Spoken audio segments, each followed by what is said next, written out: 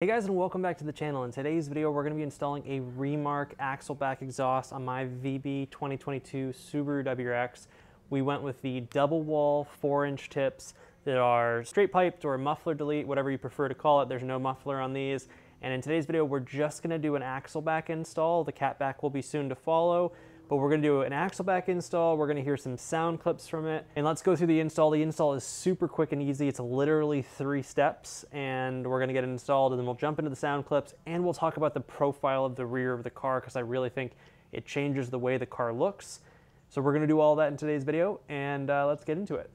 And before we get started, guys, if you're not already subscribed to the channel and want to see more about the modification journey of my VB WRX, don't be afraid to hit the subscribe button. All right, let's take a look for a second at the Axleback exhaust. It's actually a pretty exceptionally clean exhaust. I've had quite a few different kinds of exhausts in my Subaru days, and this is, you know, pretty good. Really nice welds on all the pieces, solid weld, nice thick flange here. Pretty clean attachment points. These are the 4-inch tips. They're pretty large.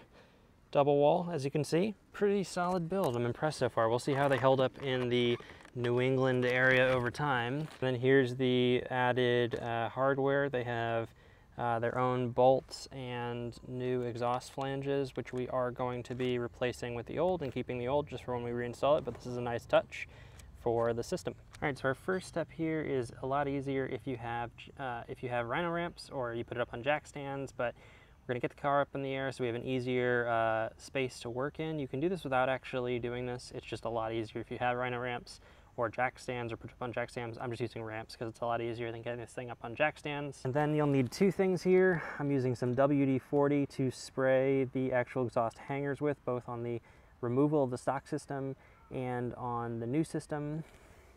Just slide it back on.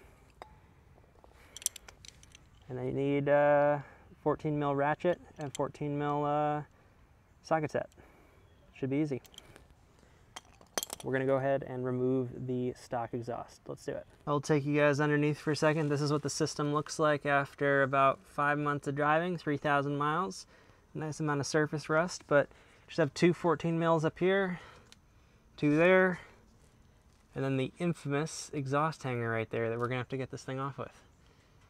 Let's give it a go. It should be pretty quick. It's really simple. 2 14s, exhaust hanger, slide this thing out, and then put the new ones in.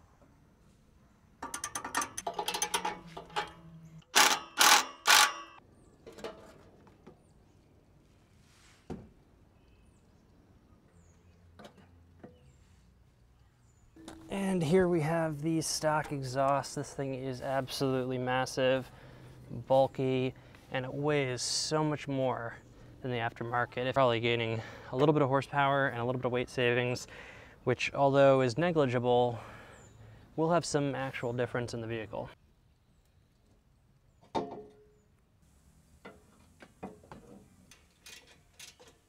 All right, so there's a couple things to be said about the installation other than it's super easy and it's really easy to get this thing back on. But if you just put a little bit of WD-40 on both of the hangers, they go on fairly easily. The thing, though, to understand about reinstalling this, so because we're putting such a thick exhaust gasket on, you don't want to tighten one of these down all the way. You don't want to do that anyways either, because that's going to cause an exhaust leak, because you're going to have a little bit of a difference. But you want to basically go a couple turns on each until you get tight. And then on both of them, we're just gonna go hand tight, and then we're gonna check it after a couple 100 miles of driving, but strong hand tight. But we're not torquing these down to a heavy level. You probably can torque them down, but I don't wanna crush one side of this even thick exhaust gasket. These thick exhaust gaskets are pretty good for like a hard hand tight. And we'll check this in a while, but I will say the stock hangers are a little bit flimsy, so if the exhaust after some time repositions a little bit, we may have to go with aftermarket hangers to have a little bit more of a stiff hang so we can reposition the exit, but right now the exit looks pretty good. Let's get this thing started and off the ramps.